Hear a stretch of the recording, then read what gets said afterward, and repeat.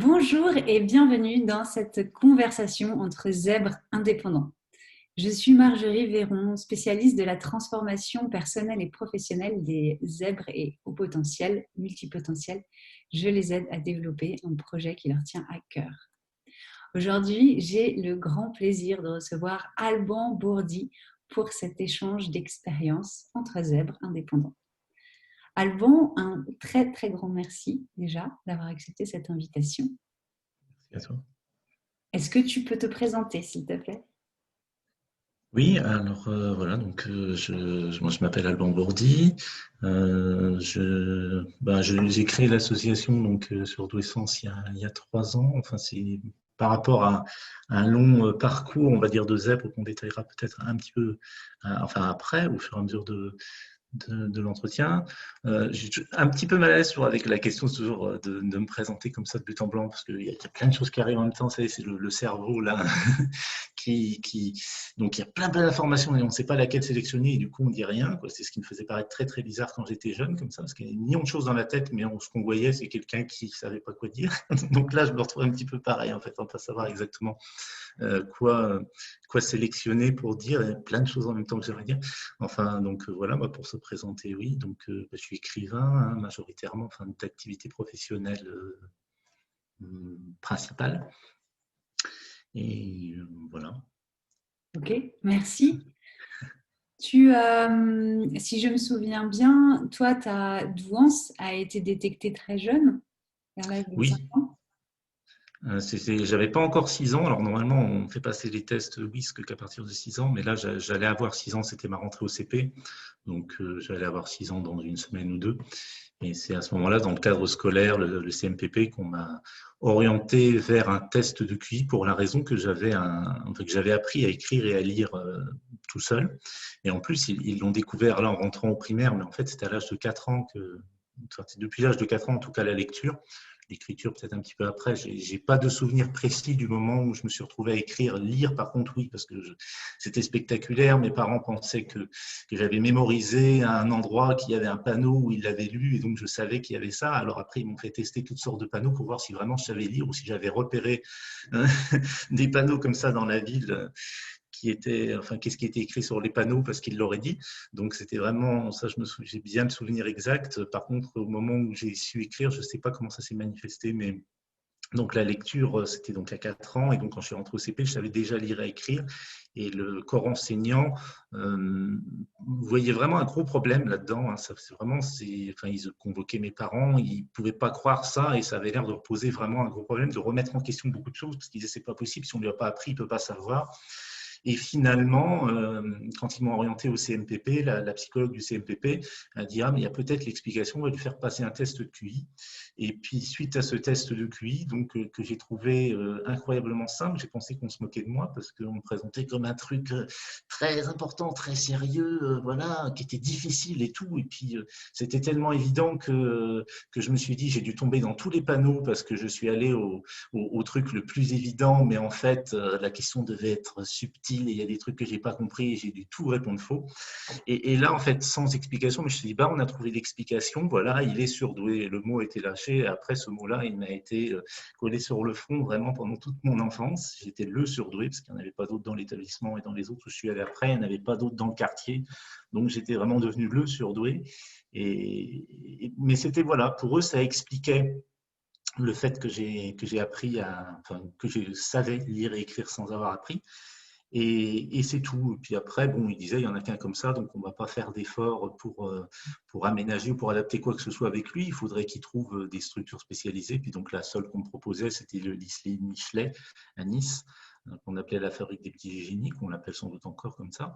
Et donc, bon, moi, j'étais en région parisienne et en plus, au niveau des coûts, c'était beaucoup trop cher pour mes parents, donc c'était doublement irréaliste.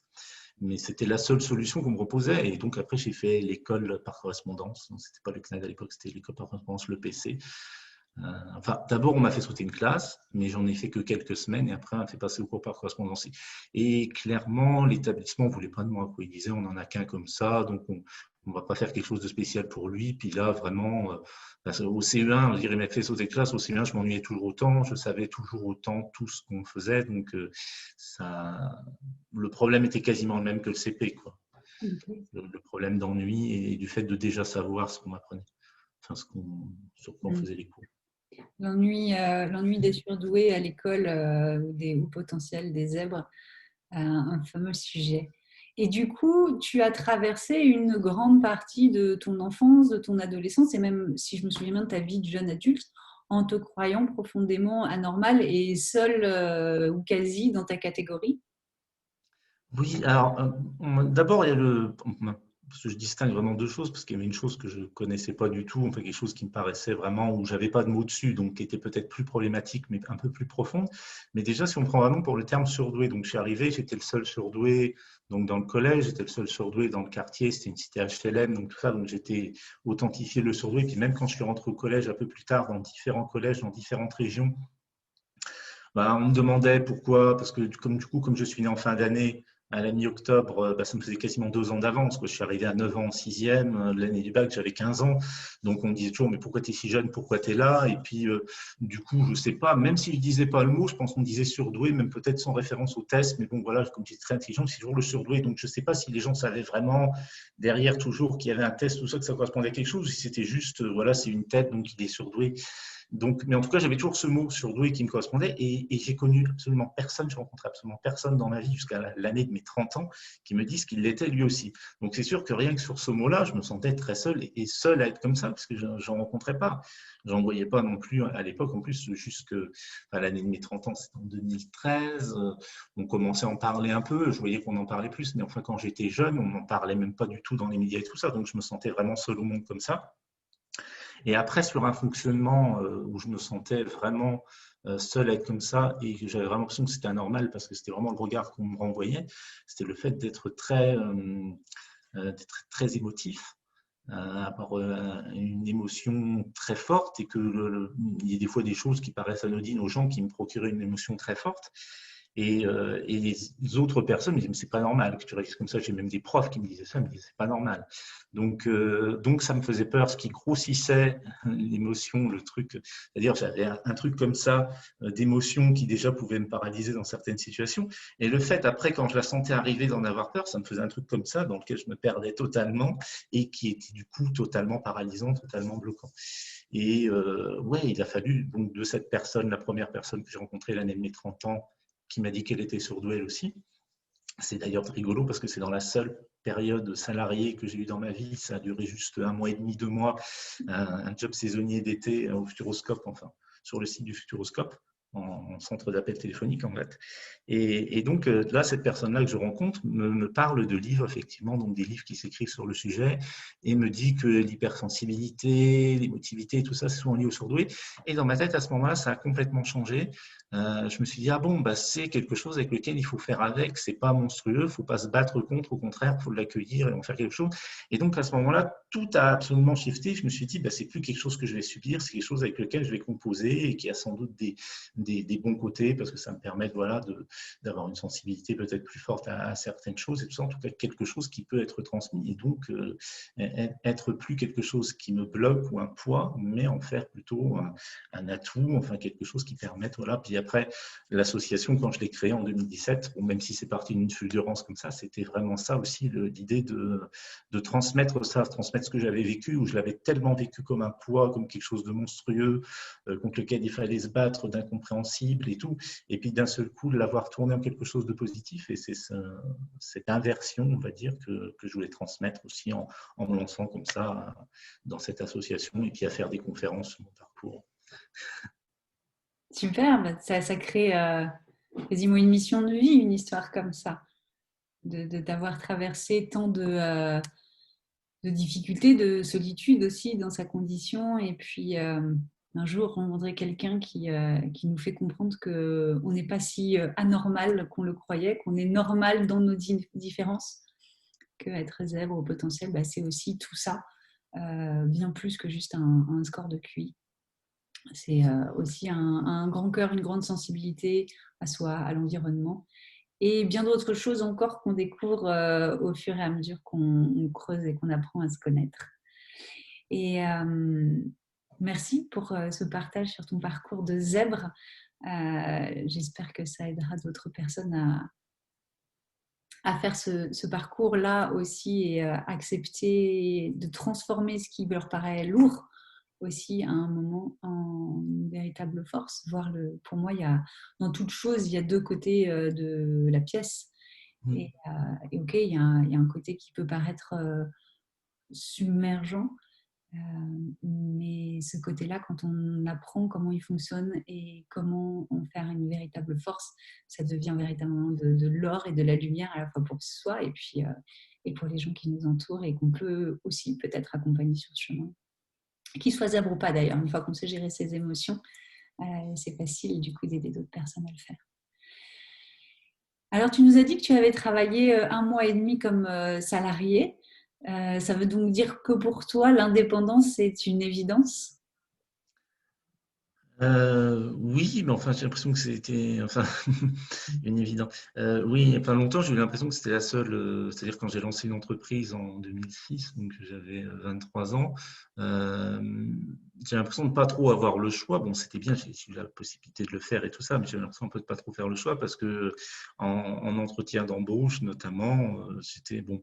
Je cherchais peut-être pas les bons postes, tout ça, mais enfin, j'avais l'impression d'être toujours passé à côté. Enfin, je n'étais jamais retenu et c'est parce que voilà, j'ai facilement les mains qui tremblent ou tout ça. Et même si après, ça pouvait se passer très bien, il pouvait y avoir un échange vraiment très intéressant, je sentais que la personne, elle restait sur la première impression, émotive, tremblant, stressé ou pas sûr de lui, ou je ne sais pas trop quel mot, ou les quatre à la fois, ou un. Mais en tout cas, il y avait quelque chose qui était bloquant de ma façon d'être dès le départ, qui faisait que de toute façon, l'entretien embauche, je n'avais jamais de réponse. Et même la seule expérience que j'ai eue de salarié comme ça pendant 1 mois et demi, donc l'année de mes 30 ans, c'est parce qu'il y avait eu un test écrit.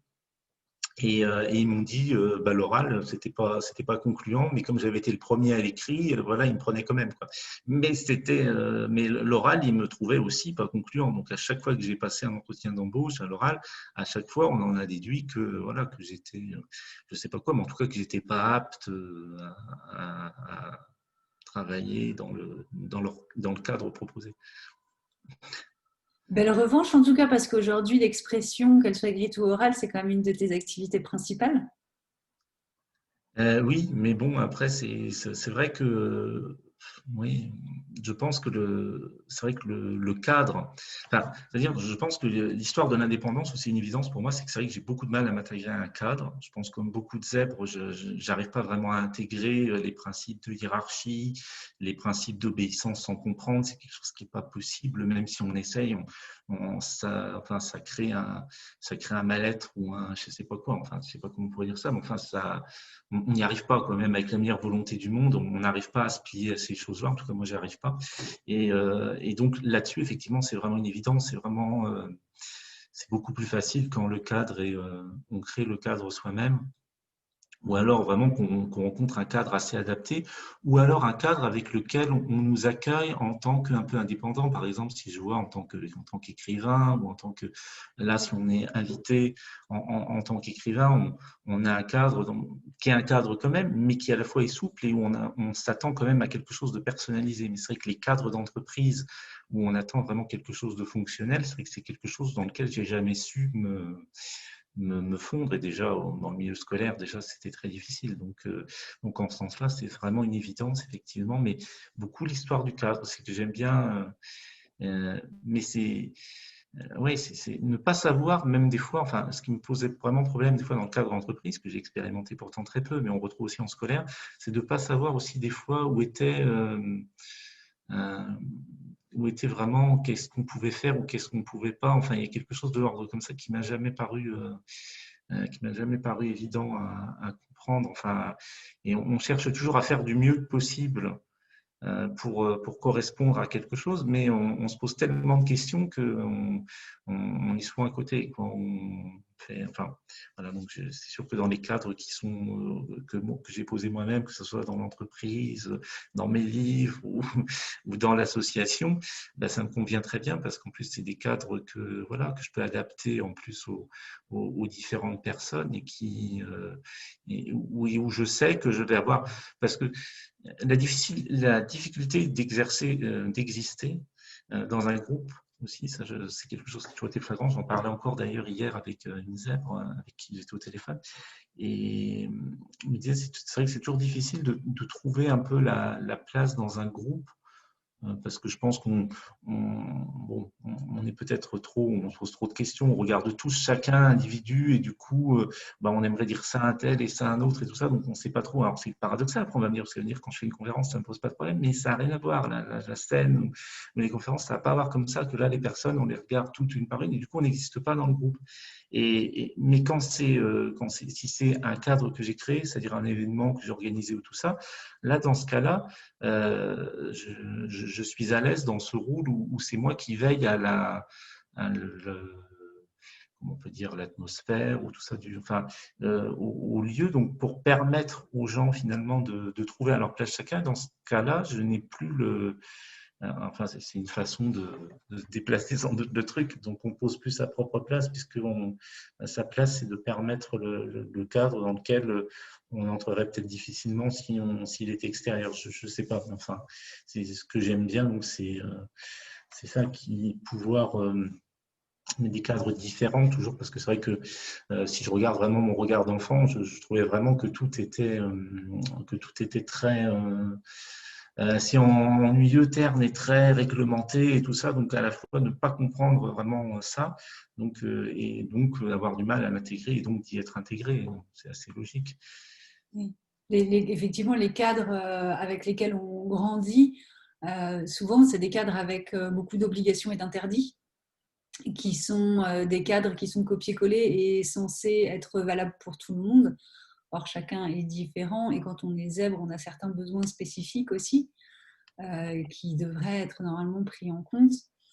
Et c'est vrai que pour moi, l'indépendance, c'est vraiment une superbe manière de se sortir de ça. C'est-à-dire que le cadre, il est nécessaire de toute façon pour tout le monde. À mon avis, encore plus quand on est zèbre, parce que ça peut partir tellement potentiellement dans tous les sens que si on laisse faire, on n'avance nulle part. On avance un peu là, un peu là, un peu là. À la fin, on a été nulle part. Donc, le cadre est nécessaire. Par contre, avoir la possibilité de choisir son cadre et de le poser en fonction de qui on est, de comment on aime fonctionner, de ce dont on a besoin et du coup, d'insérer dans ce cadre des parties, certes, il y a des choses qui doivent être faites, mais des parties avec beaucoup plus de liberté, de souplesse et de plaisir. Pour moi, c'est vraiment c'est une clé et c'est ça qui permet de se sentir à sa place, puisqu'on est au milieu de son cadre. Donc, on est forcément plus à l'aise que si on est au milieu d'un cadre qui nous est imposé et qui n'est pas du tout adapté. Donc, c'est vraiment quelque chose que, pour moi, qui est important quand on est zèbre, c'est d'arriver à créer des conditions dans lesquelles on peut poser son propre cadre. Et c'est vrai que l'indépendance, pour ça, c'est un très, très bon moyen d'y arriver. Pour l'instant, je ne connais pas beaucoup d'autres. Ok. Donc, toi, tu es surtout créatif. Je vois 7 livres à ton actif, des romans, des témoignages, un livre En jeunesse. plus, même si on prend tous les formats, oui. Comment est-ce que tu en es arrivé à l'écriture? Alors là, c'est-à-dire dès que j'ai su écrire, donc je ne sais pas quand est-ce que j'ai appris vraiment à écrire. En plus, comme tu disais tout à l'heure, j'ai pas vraiment d'image et j'ai un peu de mal à comprendre. Enfin, j'ai pas le souvenir exact. Donc comment, je sais que j'écrivais mal, mais j'écrivais quand même. Donc tout ça. Enfin, et donc à partir du moment où j'ai su écrire, j'ai fait que d'écrire en fait. Quand j'étais à la maternelle et qu'on nous faisait venir pour nous faire la sieste dans le noir, ce que je trouvais absolument insupportable, parce que bon, déjà j'avais un peu peur du noir. Ensuite, je supportais pas l'ennui. Je voulais déjà pas aller me coucher le soir parce que je me disais toujours, mais non, j'ai des réflexions très intéressantes que je mène dans ma tête. Je veux pas les arrêter. Demain, je vais peut-être perdre l'étincelle là qui me ferait arriver à un résultat. Bon, toujours cette espèce de chimère d'arriver à un résultat, de tout comprendre. Hein, c'est vraiment ça qui motivait pas mal mon enfance. Et donc, dormir, pour moi, déjà, c'était horrible. En plus, comme mes parents travaillaient de nuit, ben, c'était complètement décalé. Donc, des fois, je me couchais à 1h, 1h30 du matin, tout ça. Enfin, je repoussais au maximum l'heure de me coucher. Donc, quand en maternelle, on nous faisait venir pour nous faire coucher dans le noir pour faire la sieste, je trouvais ça profondément injuste. Je trouvais ça, et je trouvais ça horrible. Enfin, je trouvais vraiment ça. J'avais vraiment l'impression que c'était m'infliger quelque chose, la pire, enfin, des punitions, quoi, voilà. Et pour m'occuper, on va dire, dans ce noir, qu'est-ce que je faisais? Avec le bout de mon doigt, j'écrivais tout ce qui me passait par la tête, mais bon, bien sûr, ça ne s'écrivait pas, mais sur mon sac de couchage. Enfin, sur l'extérieur de mon sac de couchage, ça faisait un bruit que j'aimais bien, en plus mon ongle sur l'extérieur du sac de couchage.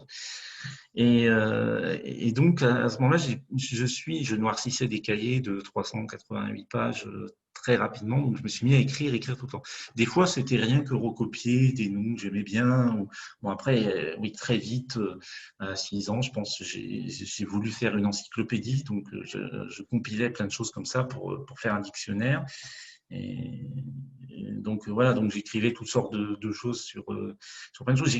J'écrivais tout le temps en fait, hein, c'est-à-dire que c'était fallait bon, j'ai eu plusieurs passions, j'ai eu l'histoire, la géographie, plus les animaux et tout ça, mais dans tous les cas, je faisais des articles que je disais plutôt encyclopédiques, je pourrais dire des articles de presse ou des choses comme ça, mais bon, sur chaque sujet, donc j'écrivais tout le temps.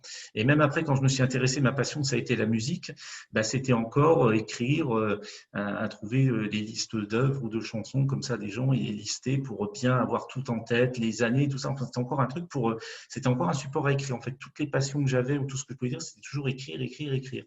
Et puis après, bon, ça, c'était pas hyper créatif parce que c'était plus dans l'information, ce que j'écrivais au départ. Après, j'ai commencé à écrire plus dans le créatif à l'adolescence, mais c'était surtout des débuts.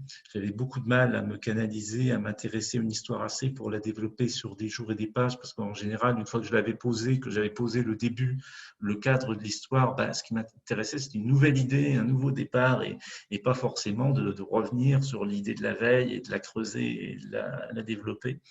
Donc, j'ai fait énormément de débuts. Bah, je faisais du théâtre à l'époque, donc j'écrivais énormément de dialogues de théâtre, en fait. Hein. C'est-à-dire, dans ma tête, il y avait toujours des dialogues, et donc j'avais juste à les recopier, j'avais juste à faire un travail de greffier, de noter sur papier tous les dialogues qu'il pouvait y avoir dans ma tête entre tous les différents personnages, toutes les différentes sensibilités. Et bah, surtout qu'à l'époque, il y avait tellement à l'adolescence, j'étais proche du burn-out intellectuel quand j'ai quitté l'école, donc l'année de la terminale, et j'avais tout le temps la tête trop pleine avec toutes sortes de choses sans arrêt, et une inconscience totale du physique qui faisait que pour moi, toute la clé, elle était dans l'intellect, et qu'il y avait un truc que je savais sans doute pas faire, donc il fallait encore plus faire carburer l'intellect, qui était des gens surchauffent. Mais pour moi, la clé, c'était encore de le faire carburer plus pour trouver une façon finalement,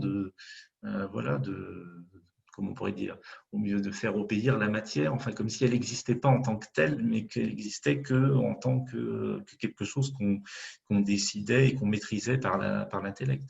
J'ai poussé le truc très fort, hein, jusqu'à temps vraiment de lâcher assez spectaculairement, justement quand j'ai pu quitter le lycée. Donc quand j'avais 15 ans, enfin ça allait être l'année du bac. Mais donc l'écriture, à ce moment-là, j'écrivais beaucoup, donc toujours dans le théâtre, mais toujours pareil. Enfin, j'avais fait une ou deux pièces en entier quand même, mais c'était beaucoup du dialogue. Mais tout le monde me disait après, quand j'ai créé une entreprise, après que j'écrivais beaucoup moins, donc quand j'avais 23, 25 ans, les gens me disaient toujours quand même, mais je comprends pas pourquoi tu n'écris pas, pourquoi tu te lances pas comme écrivain, tu es tout le temps en train d'écrire, tu écris bien. Et moi non, enfin je veux dire, j'avais pas une histoire spécialement racontée. À cette époque-là, en plus, ce qui m'intéressait plus, c'était le contact avec les personnes, c'était beaucoup plus un aspect direct, un contact direct. Je tenais un magasin, enfin un espèce de lieu de vie. Et donc, je ne voyais pas l'utilité trop de l'écriture à ce moment-là. Mais c'est vrai que tout le monde me disait, mais si toi tu devrais être écrivain, pourquoi tu n'es pas écrivain? Tout le monde me disait ça m'énervait un peu même. Hein, vraiment... Et puis, bon, après, il y a eu une histoire qui m'est arrivée, donc très intense, on va dire, et très remuante, que j'ai ressenti la nécessité de coucher sur le papier, en la juxtaposant avec un récit romancé, mais qui était en fait une suite imaginée, un futur imaginé. Donc, ça faisait 2 récits parallèles, un autobiographique et un du futur imaginé.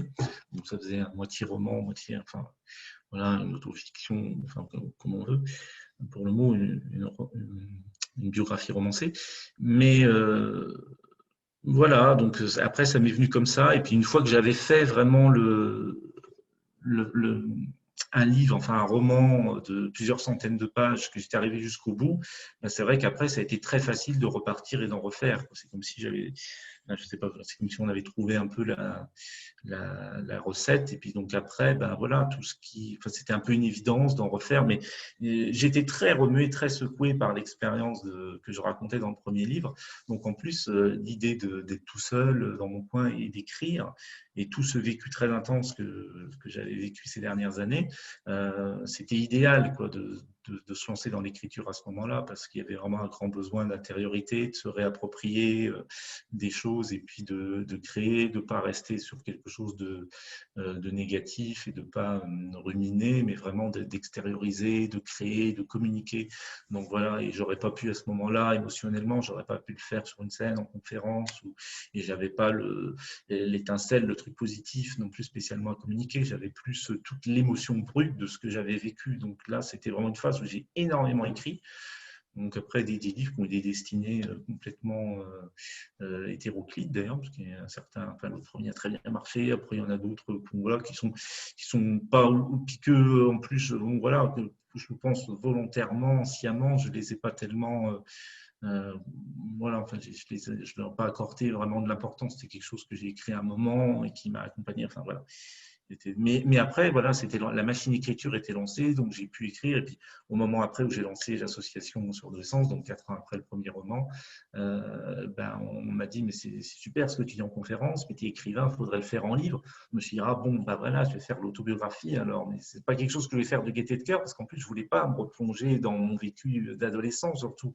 C'est adolescent, suicidaire, harcèlement, machin, quand je suis rentré au collège, donc j'avais peur de me replonger là-dedans. Et finalement, je l'ai réécrit en français. Après, je l'ai traduit en anglais en plus, donc j'ai l'impression de du coup avoir bien réglé un peu tout, d'être remonté et d'avoir. Eh ben finalement, maintenant, je peux bien en parler.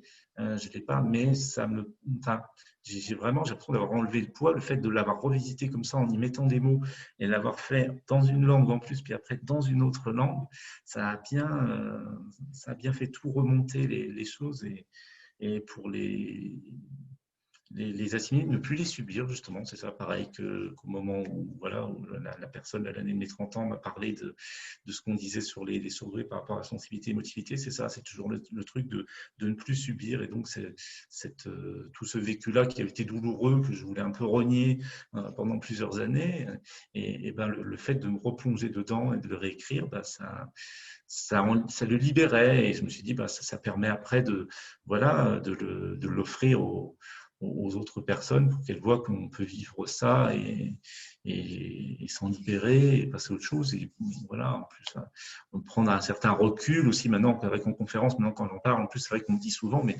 tu dis des choses, tu les dis de façon très drôle, alors que ce sont des choses très dures. Et je dis, bah oui, mais parce que maintenant, j'ai un recul et tout vis-à-vis de ça qui fait que, voilà, je peux prendre de l'autodérision, je peux.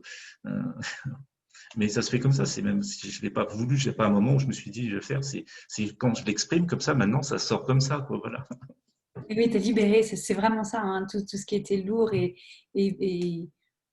chargé d'un poids émotionnel, ça t'a permis en exprimant ça, ça t'a permis de t'en libérer, de t'en détacher et ensuite d'en faire vraiment quelque chose qui peut servir aux autres aussi. Cette expérience, maintenant, tu peux en parler d'une manière qui va permettre aux autres de grandir et d'évoluer. C'est superbe. Dans ce que tu viens de dire, il y a deux choses sur lesquelles j'aimerais revenir, si tu veux bien, parce que je crois que c'est ce que je vais appeler des syndromes bien connus des zèbres. Alors, il y a le premier qui est celui de tout intellectualiser et de se couper de son corps au point de considérer le corps comme un boulet ou un obstacle à notre expansion intellectuelle et voilà, qui vient freiner les raisonnements parce qu'il y a un moment, il faut manger, il faut dormir et on est obligé d'arrêter la machine. C'est la première chose. Et la deuxième chose, c'est ce qu'on appelle parfois le syndrome de l'objet brillant.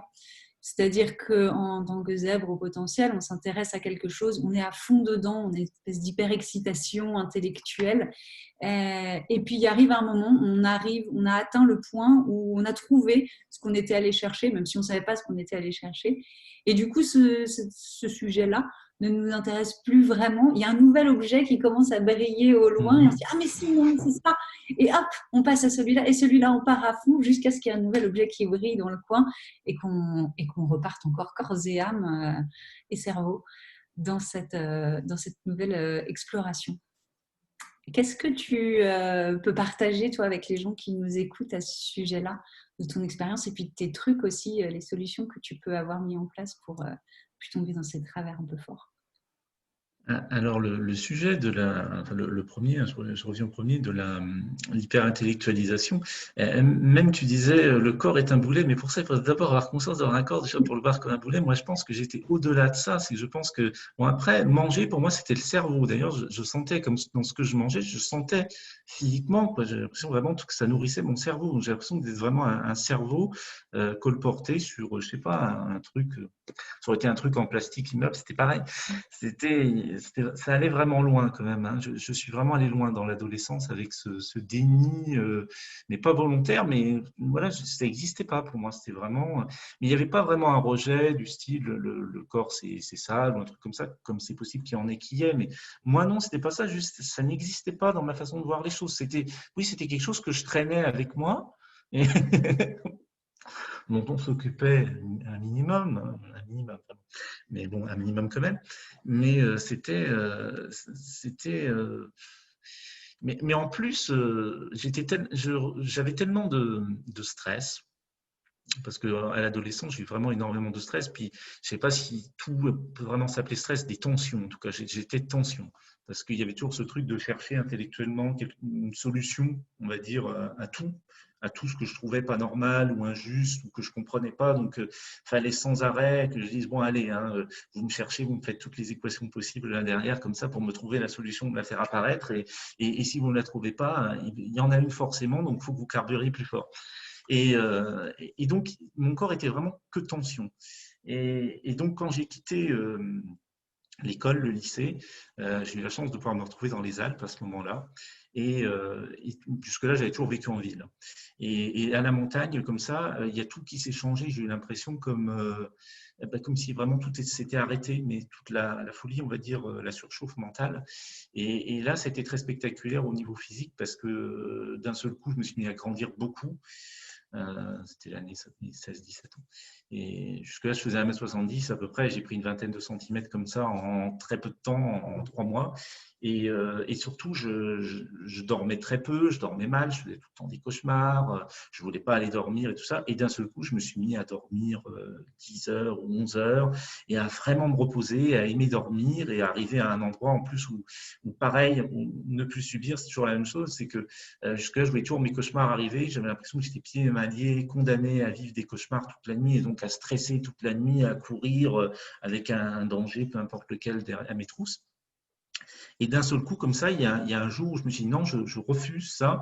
Et c'est comme si j'avais déchiré le décor de mes cauchemars et derrière, il y avait quelque chose de paisible. Il y avait exactement comme ce que je vivais au conscient, enfin en veille, c'est-à-dire d'un seul coup, je me retrouvais dans une montagne comme ça, isolée, où il y avait un silence, tout ça. Et il y a eu ça aussi dans mes rêves. Et là, c'est moi qui avais déchiré le décor où tout n'était que péril, peur, etc. Et là, d'un seul coup, tout s'est posé. Et là, j'ai pris l'incarnation vraiment différemment. J'ai eu au contraire envie de continuer là-dessus, à plutôt éteindre tout ce qui était intellectuel et puis à revenir plus dans, voilà, goûter le sommeil, le repos et un certain rythme. Avant, je voulais que tout soit fait très très vite et il fallait que ça suive et tout ça. Puis là, s'écouter et puis donc voilà, un rythme de la vie et ne pas chercher à ce que ça calque au rythme de la pensée, mais au contraire, faire comprendre à la pensée que le corps n'est pas sur son rythme hyper rapide et hyper arborescent dans tous les sens et qu'il y a quelque chose de, enfin voilà, intégrer une autre réalité. Après, bon, c'était déjà une première étape, mais ce n'est qu'une première. Ce que j'ai senti, enfin, pour les trucs dont tu disais, un truc qui marche très bien sur moi, qui m'a beaucoup aidé à calmer, à prendre conscience, par exemple, des trucs tout bêtes, par exemple, de se toucher la nuque comme ça, enfin d'établir en tout cas un contact très doux et qui ramène. Ça déjà, moi, ça m'a rassuré, parce que surtout la première fois où je me suis dit, je vais faire une conférence, toujours, moi, comme ça, je me dis, bon, je vais faire ça, je vais faire un événement, je vais faire une conférence, mais quand je me suis retrouvé en face, vraiment pour faire la conférence, j'avais beau avoir fait du théâtre, mais le théâtre, c'est pas pareil, quand même, on est caché un petit peu derrière le fait qu'on voilà, on est comédien, on n'est pas. Alors que là, parler de soi, arriver comme ça devant un public assis et parler de soi, je me suis dit, oula, je me suis dit, pourquoi je me suis mis là-dedans? Après, rapidement, enfin, au bout de la deuxième, déjà, j'aimais beaucoup. Hein, mais la première, je me suis dit, mais pourquoi je me suis mis là-dedans? Et donc, c'était très efficace, ça, effectivement, de me toucher la nuque, par exemple. Mais un contact, en tout cas, doux à des endroits où vraiment, ça peut être les bras aussi, la nuque, enfin, des endroits où ça fait baisser. Enfin, c'est comme si, enfin, ce que je dis souvent, c'est qu'on est comme son propre enfant, quelque part. C'est comme si l'être incarné qu'on était l'enfant un peu de notre intellect ou de notre. Et c'est ça aussi que j'essaie de faire comprendre à mon intellect aussi après comme ça, c'est de faire qu'il devait veiller sur l'être incarné qui n'était pas forcément, qui n'était pas que lui et qui l'animait, mais que ce n'était pas vraiment lui, que c'était quelque chose qui l'animait et donc une relation plutôt aidante, aimante et non pas de demander tout le temps plus, pas demander du rendement, quoi, voilà. Donc ça, c'est un peu avoir demandé à son mental de ne plus avoir une logique libérale, capitalisme, une logique plus humaine. Productiviste. C'est un Et super donc, truc, ça. c'est C'est un super truc. Il est très beau pour réguler le système nerveux, parce que pour moi, c'est de ça dont il oui. s'agit. On a un système nerveux qui est hyper actif. Et du coup, pour moi, notre job pour bien le vivre, c'est vraiment d'avoir des trucs, chacun les siens, pour réguler son système nerveux. Et effectivement, le toucher, revenir à son corps, reprendre conscience de où on est là maintenant physiquement, c'est vraiment un truc qui marche très très bien. Et en plus, il est très efficace et très facile à mettre en place parce que ça, on l'a toujours avec soi, le corps.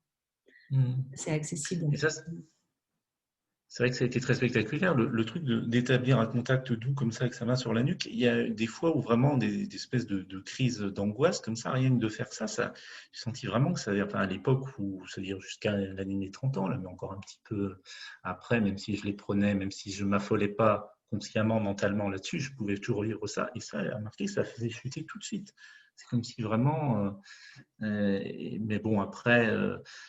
Oui, voilà, ça peut être d'autres choses. La respiration, déjà prendre conscience de sa respiration, prendre une grande respiration au niveau du ventre, voilà, sur un certain temps. Et puis, penser à ses pieds, revenir dans ses pieds aussi, c'est quelque chose qui marche aussi pas mal, toujours.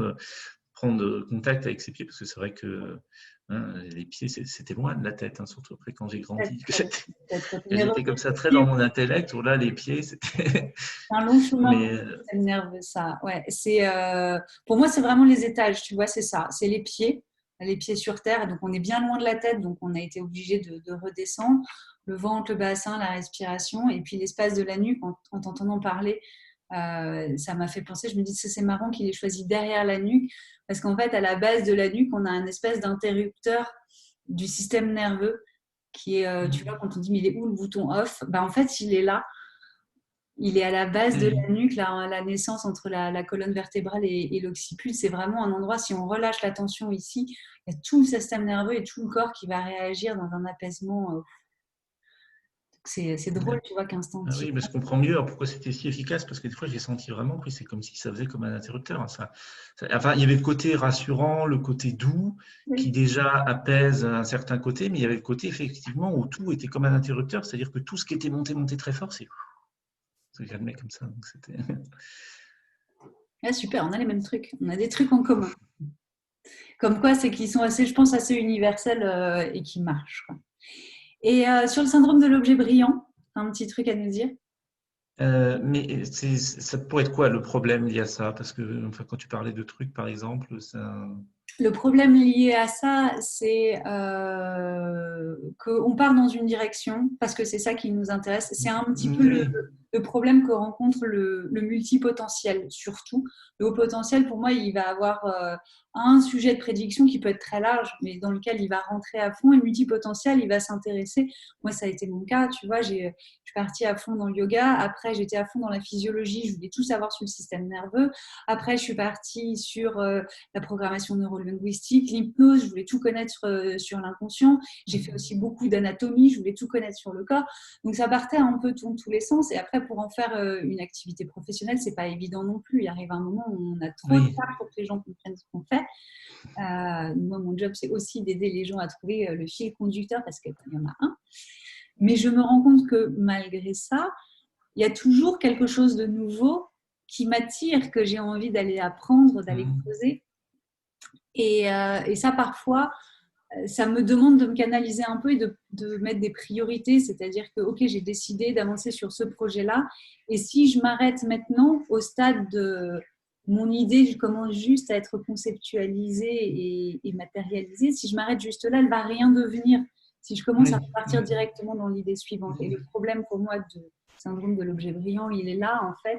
C'est qu'au final, on s'est intéressé à beaucoup de choses, on a fait plein de choses, mais on n'a rien vraiment concrétisé et emmené jusqu'au bout, parce que je ne sais pas s'il peut y avoir un bout à ces projets-là, mais en tout cas, lui donner suffisamment de temps pour prendre son ampleur et devenir vraiment ce qu'on aurait voulu qu'il devienne.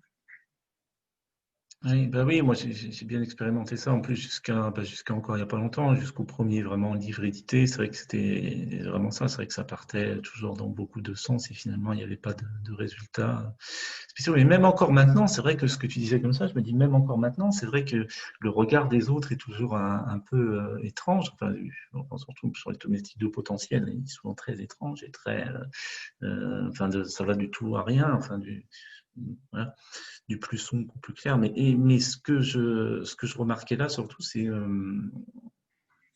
c'est qu'effectivement, il y a des gens qui considèrent encore maintenant que je fais vraiment plein de choses, que la seule chose que je fais pas, par exemple, je sais pas, une expression qu'on m'a sortie 2 ou 3 fois, la seule chose que je faisais pas, c'était de l'alpinisme. Bon, je sais pas pourquoi de l'alpinisme. Enfin, bon, voilà, enfin, on a l'impression, certains ont l'impression vraiment que je fais énormément de choses, que je suis très, très actif, puis il y en a qui disent, oui, bon, tu fais un peu tout, puis pas grand chose à la fois. Donc, c'est vrai que c'est bizarre, des fois, un peu certains ont l'impression plutôt que je fais toutes sortes de trucs comme ça, mais un peu en dilettante, et d'autres ont l'impression au contraire que je suis suractif.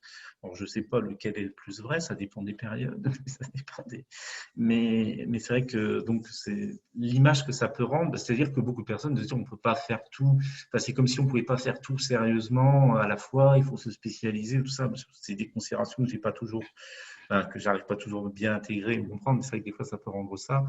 Et c'est vrai que quand j'étais petit, parce qu'au début je pensais plutôt à ça, le syndrome du brillant, c'est quand j'étais par exemple, j'étais à fond sur l'histoire de France, on m'a passionné vraiment l'histoire de France, tout connaître, toutes les périodes, tous les voilà, dire un maximum d'informations sur le sujet, puis après, oui, passer à autre chose, après avoir l'impression que c'est plus du tout intéressant, puis passer à autre chose, par exemple la musique, bon, c'était le jazz d'abord, et puis après la musique plus en général. Et là, c'était pareil, c'était le truc, mais bon, en plus, toujours dans cette espèce de fantasme que j'avais enfant, qu'il y avait un moment où on pouvait tout savoir, quoi, tout comprendre, tout savoir. Donc, la recherche à ça, donc, peu importe le domaine. Mais là-dessus, je ne sais pas quel truc j'ai. Ce que j'aime bien, c'est se dire qu'on n'est pas obligé de choisir. Mais bon, enfant, je ne sais pas si ça aurait marché, ça, parce qu'enfant, vraiment, c'était à fond sur un truc, et puis après, non, autre chose. Maintenant, c'est me dire plutôt, on n'est pas obligé de choisir. Comme ça, on fait, voilà, tel jour à tel moment. On dit, en plus, souvent, quand on lâche, qu'on ne dit pas, il faut à tout prix faire ça et tout ça, on trouve toujours un moment pour faire un moment, puis l'envie, hein, c'est-à-dire la disponibilité temps et la disposition pour le faire. Je trouve que quand on j'arrive bien à faire, et ben voilà, à faire un peu de quelque chose, voilà, tel jour ou à tel moment, ben j'ai envie plutôt de faire ça, et puis après, je sais que je vais reprendre ce que j'ai laissé avant comme ça ne veut pas dire que je l'abandonne, je veux dire, je vais y revenir.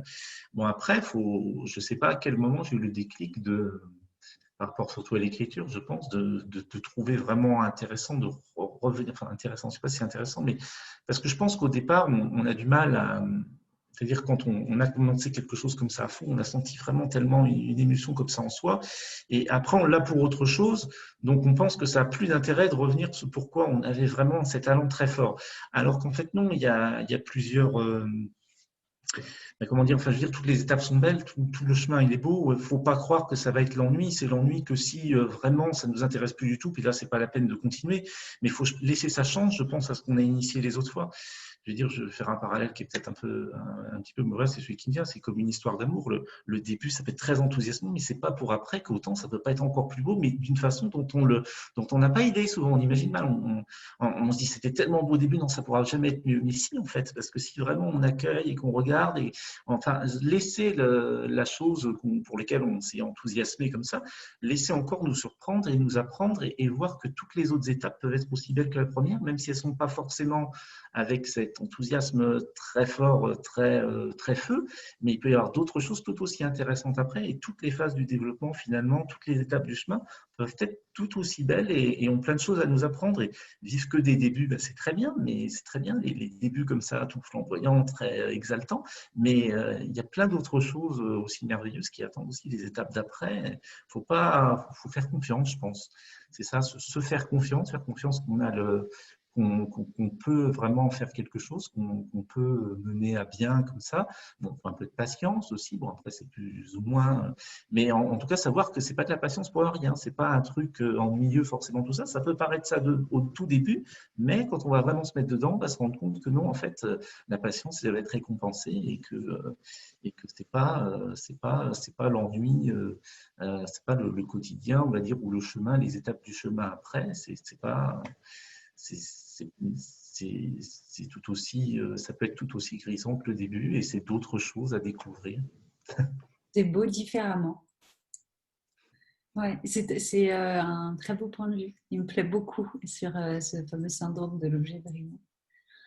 Alors pour terminer notre entretien, Alban, est-ce que tu aurais quelque chose à partager, un conseil ou autre, avec quelqu'un qui voudrait se lancer comme toi, donc en tant qu'auteur, conférencier, ou porte-parole aussi de certaines causes? Voilà, auteur, auteur, je pense qu'il y a beaucoup de gens qui me demandent ça et bon, c'est toujours un peu délicat parce que c'est un milieu où voilà, où il y a peut-être plus d'offres que de demandes et puis où il y a toutes sortes d'écueils en plus au niveau vraiment, je veux dire, pour diffuser ses œuvres ou tout ça. Enfin, je veux dire, c'est vraiment pas forcément évident. Et à la fois, il y a plein de gens qui y arrivent aussi dans des chemins où on ne soupçonnerait pas. Donc, il ne faut pas se décourager, même si, voilà, il faut être vigilant. Mais je pense que il y a, comment dire, faut penser, je pense, son ressenti, tout ça. Après, c'est pas évident être auteur. Je pense que, enfin, le faire vraiment, enfin, moi déjà, ça me beaucoup d'années, puis c'est le fruit de tout un parcours. Et donc, mais je pense que pas demander spécialement enfin, faut pas attendre spécialement enfin, spécialement, je sais pas si c'est le meilleur mot, mais pas attendre des résultats forcément immédiats. Après, ils peuvent venir et s'ils viennent, c'est tant mieux. C'est que c'était le bon moment et que c'était juste. Il peut toujours arriver ça, hein, mais il faut pas trop tabler là-dessus. Il faut quand même voir que c'est un chemin un peu de longue haleine vraiment pour se faire connaître et vraiment s'établir comme ça dans une activité d'auteur. Après, il y a plein de contre-exemples, mais globalement, c'est quand même plutôt quelque chose à construire sur une longue haleine et de surtout beaucoup écrire. Et même si c'est pas forcément que du maintenant, c'est pas grave. Tout ce qu'on écrit, ça nourrit toujours quelque chose et ça fait progresser. Et en tout cas, pas forcément attendre des résultats tout de suite, en tout cas, parce que là, en général, on peut être déçu assez facilement. Après, ça dépend. Comme je disais, il y a toutes sortes de choses qui se produisent tout de même et de choses inattendues qui arrivent et qui fleurissent de très belle façon dans des milieux voilà, qui ne paraissaient pas propices au départ. Et après, pour ce qui est tu disais porte-parole et conférencier, les conférences, je pense que quand on vraiment, après je sais pas, ça dépend. Puis c'est vrai que maintenant il y a des outils virtuels ou tout ça qui sont peut-être mieux pour certaines personnes. Pour moi, c'est beaucoup plus facile de m'adresser à une grande salle pleine que de m'adresser à une webcam. Bon, je commence à apprivoiser la webcam et c'est vrai qu'au début il a fallu aussi apprivoiser la salle parce que la toute première fois c'était quand même un peu compliqué aussi. Donc je pense que ça s'apprivoise dans tous les cas, mais mais je pense que quand enfin, se lancer vraiment à faire ça, à partager, quand on est vraiment animé, qu'on sent qu'on a quelque chose et qu'on constate après dans les personnes, dans les retours après, qu'on apporte quelque chose, voilà, qui nourrit ou qui sert ou qui aide, enfin bon, peu importe. Mais après, ne pas hésiter à se livrer. Après, c'est vrai que moi, je sais pas, là-dessus, je pense que j'ai un côté assez atypique, enfin, entre autres atypisme. C'est vrai, avoir une certaine facilité à se livrer. Après, pour d'autres personnes, ça peut être différent, donc je sais pas. Mais en tout cas, sentir si on aime, c'est ça, si on aime vraiment faire des conférences et si on constate vraiment que ça apporte enfin, de l'intérêt et des choses positives comme ça chez les gens, il ne faut pas hésiter à essayer déjà et à se lancer. Et si on sent vraiment qu'on aime, mais c'est comme l'écriture aussi. C'est-à-dire si on se dit juste, oh, bah, je vais essayer d'écrire, voilà, pourquoi pas, ou tout ça, ça sera plus compliqué. Mais si vraiment on aime écrire et qu'on sent qu'on aime quand on écrit, qu'on a vraiment que c'est là qu'on touche quelque chose vraiment qui nous transcende, là, il ne faut pas hésiter, il ne faut pas renoncer, il ne faut pas laisser les embûches qu'on retrouve parce qu'on va forcément, enfin pas forcément, parce qu'il y en a qui peuvent trouver un chemin magnifique tout tracé dès le début, mais enfin, il peut y avoir des tonnes d'embûches au début, mais il faut rester sur sa ligne et persévérer. Et si on se sent bien dans l'écriture comme ça, continuer. Et puis il y a toujours un moment, il y a une porte qui va s'ouvrir, un chemin qui va se tracer ou se révéler. Et porte-parole, après, je ne sais pas, ça, après, c'est vrai que c'est pas moi qui ai décidé un jour d'être porte-parole. On a commencé des fois à me dire que j'étais porte-parole ou représenter quelque chose. Ça, je ne sais pas. Je pense que ça ne vient pas de soi. Enfin, c'est pas soi qui décidons spécialement. C'est plutôt après voilà, les personnes qui disent, enfin, je pense que ça, c'est, enfin, peut-être pas forcément, j'en sais rien. Après, c'est vrai que si on le fait plus officiellement, en créant l'association, quelque part, oui, je me mettais peut-être en porte-parole, mais oui, c'est vrai que c'est ce qui m'a motivé, c'est vrai, au début, oui, je dis porte-parole, je ne l'ai pas décidé, mais c'est vrai que si on pourrait dire, j'aurais pas utilisé le mot porte-parole, mais c'est vrai que je me suis dit qu'au départ, quand j'allais faire la conférence, je me suis dit, je vais parler pour tous ceux qui n'oseront pas. Donc, c'est vrai que c'est être porte-parole. Donc, c'est vrai que j'ai décidé à un moment, effectivement, oui, je me suis dit, il faut que j'aille parler, il faut que j'aille faire cette conférence parce qu'il faut que je parle pour l'enfant que j'étais qui n'osait pas parler ou qui n'osait pas dire ça et pour toutes les autres personnes aussi qui n'osent pas parler. Donc, parler pas que pour soi, c'est-à-dire en parlant plus intimement de soi, mais en parlant pour l'ensemble des personnes qui peuvent se retrouver ou se reconnaître. Donc voilà, ben ça, je pense que oui, faut pas hésiter à le faire parce qu'il y a beaucoup, enfin, il y a beaucoup de gens qui parlent, qui n'ont pas forcément quelque chose de profond à dire et beaucoup de gens qui ont quelque chose de profond à dire qui n'osent pas le dire. Donc quand on a vraiment quelque chose de profond à dire, je pense qu'il ne faut pas hésiter effectivement et qu'il faut le faire et qu'il faut se lancer. Génial, génial, merci. Des gens qui ont des choses à dire, il y en a notamment au Salon Surdouessance. Ils continuent dans toute la France régulièrement, dans la mesure de ce qu'on peut faire dans les situations sanitaires actuelles. Oui, c'est ça. Oui. Alors, normalement, la prochaine date, c'est à Bruxelles, donc en Belgique, au mois de décembre, 12 et 13 décembre. Et c'est là, bah, ce sera sans doute la seule date d'ici à la fin de l'année, parce que c'est pas évident, effectivement. Pour le moment, c'est plus des sommets virtuels. Voilà. Ok, 12 et On 13 s'adapte. décembre 2020. Oui. Et si on veut suivre ton actualité, on se retrouve où? Par rapport à l'association, donc il y a le site de Surdouessance. Alors il y a un site français et un site suisse. Donc il y a surdouessance.fr et surdouessance.ch. C'est pas deux noms de domaine pour le même site, c'est deux sites, voilà, un peu fait un petit peu avec une trame un peu pareille, dans le même esprit bien sûr, parce que c'est le même projet, mais c'est deux sites bien différents. Et donc là, on peut retrouver des activités de l'association. Sinon, mes activités à moi, sur les réseaux sociaux, donc vous trouvez Surdouessance ou mon nom hein, sur les réseaux sociaux ou même en tapant dans Google. Enfin oui, pour l'actualité, plus ce qui est réseau. Voilà. Ok. Alban Bourdi sur les réseaux sociaux. Oui, Alban, ce qui est bien, c'est que j'ai un nom, il n'y a pas d'homonyme, donc ah, vous êtes sûr de tomber sur moi et donc ça, l'actualité, voilà.